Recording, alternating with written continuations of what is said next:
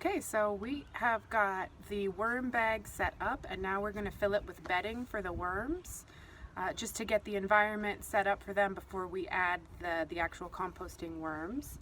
So I'm going to be adding a mix of materials to serve as the worms' bedding. You'll also add food scraps once the worms are in the bin, but the bedding is the material that they live in and the environment that you create for them. And they will also consume the bedding, so you want to make sure that you're using the right material. I'm going to mostly be using the coconut coir that came with the urban worm bag kit. So it's been rehydrated. They provide a few blocks of coir and I've added water so it's nice and moist and crumbly. And then I'm also going to add a mix of a few other materials because worms really like a mix of bedding. So I'm using paper and cardboard materials here that's been soaked overnight and then wrung out, so it's damp but not wet. The guidelines suggest the consistency of a wrung out sponge, so I have squeezed it out. And just as an example of what that looks like, so I've got shredded newspaper here, and you use black and white only. Try to avoid glossy paper or paper with colored ink. And after it's been soaking, you squeeze it out until all that excess water comes out. And it'll still be nice and damp for the worms. Getting the right moisture content of the bin is important because it creates a good environment for the worms. They don't like it either too wet or too dry. So you make sure that your bedding is evenly moist. And then I can kind of add it to this mix. So I'm going to start by adding some paper at the bottom just to catch any loose material that falls through. And then I'll add layers of this bedding to get it set up for the worms. And this comes with a drawstring at the bottom to close the bottom of the bag, so I'm just going to make sure that that's closed up nice and tight.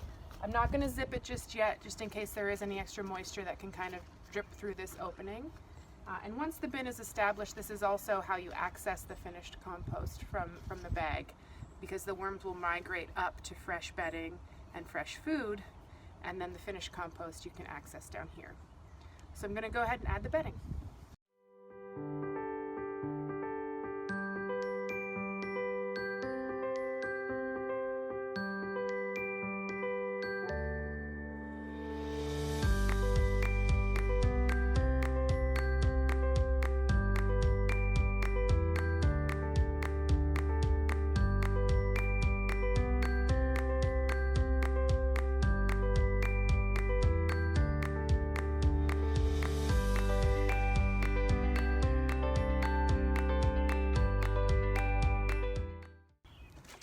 So I filled it approximately up to here. You can fill up to 1/3 of the bin with bedding. You always want to make sure you're adding fresh bedding as you're adding food to try to keep the moisture balanced. So this is just to kind of get us started for the worms. And then I'm going to add a few ingredients to get the microbial life started. It's actually the microbes that feed the worms, not the food itself. So we want to kind of get that going in the bin for the worms before we put them in. And so just as a shortcut for me, I'm going to add some worm compost from an established bin, and then that will populate the bin. The microbes will breed. And then I have some old banana here that I can add in to start feeding them.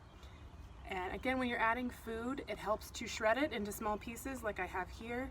Just like with a regular compost bin, smaller pieces will decompose faster, and the worms can consume things faster when they're shredded.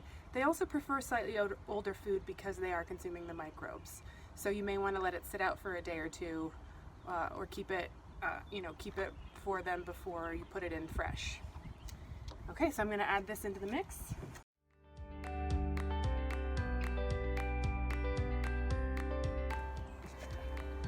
Okay, and then following the guidelines, I'm going to go ahead and seal the top of the bin up and leave it to sit for 24 to 48 hours before I add the worms in.